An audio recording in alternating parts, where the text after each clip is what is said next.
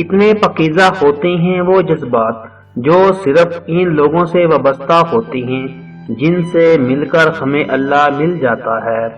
کوئی خوشی، کوئی رشتہ، کوئی جذبہ کبھی مستقل نہیں ہوتا، ان کے بھی پاؤں ہوتے ہیں، بس ہمارا سلوک اور رویہ دیکھ کر کبھی یہ قریب آ جاتی ہیں اور کبھی آہستہ آہستہ دور چلے جاتے ہیں۔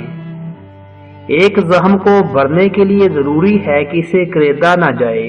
زندگی میں انسان کو ایک عادت ضرور سیکھ لینی چاہیے۔ جو چیز ہاتھ سے نکل جائے اسے بھول جانے کی عادت، یہ عادت بہت سی تکلیفوں سے بچا لیتی ہے۔ جب آپ محبت نام کٹورا لے کر کسی کے پیچھے نکلتے ہیں تو آپ کو کئی چیزوں کی قربانی دینا پڑتی ہے۔ ان میں سب سے پہلی چیز عزت نفس ہے۔ جو لوگ ٹھوکریں کھا لیتے ہیں وہ دل کے مشورے پر عمل کرنا چھوڑ دیتے ہیں۔ محبت کسی کے لیے اپنی جان قربان کرنا نہیں ہے، کیونکہ یہ جان تو اللہ کی امانت ہے۔ ہمارے پاس محبت تو کسی کی رضا اور خوشی کے لیے اپنی رضا اور خوشی قربان کرنے کا نام ہے۔ کسی کو اتنا پیار دو کہ گنجائش نہ چھوڑو، اگر وہ پھر بھی تمہارا نہ بن سکے تو اسے چھوڑ دو، کیونکہ وہ محبت کا طلبگار ہی نہیں بلکہ وہ ضرورت کا پجاری ہے۔ اکثر لوگ لڑائی کے دوران یہ بات کہہ کر لڑائی جاری رکھتے ہیں کہ ہم سے غلط بات برداشت نہیں ہوتی، حالانکہ غلط بات برداشت کرنا ہی تو صبر ہے۔ صحیح بات برداشت نہیں کی جاتی، تسلیم کی جاتی ہے۔ عاجزی یہ ہے کہ انسان دوسروں کے اندر کوئی ایک برائی دیکھے تو اسے اپنی 10 برائیاں یاد آ جائیں۔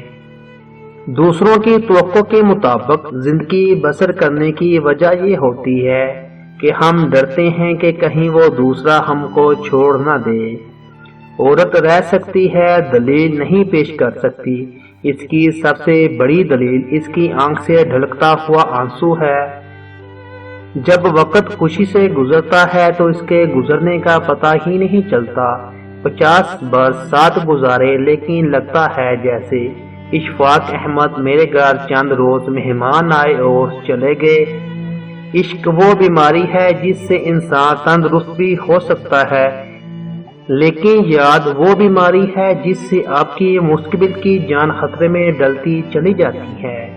زندگی کچھ ایسی بے معنی ہو گئی ہے کہ انسانوں سے تعلق ٹوٹتے جا رہے ہیں اور اپنوں سے بہت دور ہوتے جا رہے ہیں۔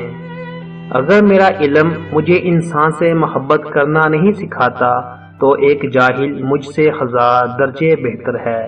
عورت کا یہ ہنر ہے کہ وہ مرد کو کئی طرح کی موت دے سکتی ہے۔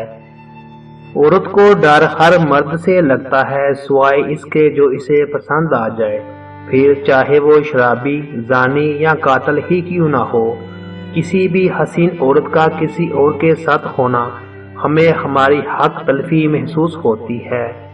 ہمارے معاشرے میں جب کوئی لڑکا خراب ہو جائے تو کہتے ہیں کہ اس کی شادی کر دو، اور جب لڑکی خراب ہو جائے تو کہتے ہیں اس سے شادی مت کرو۔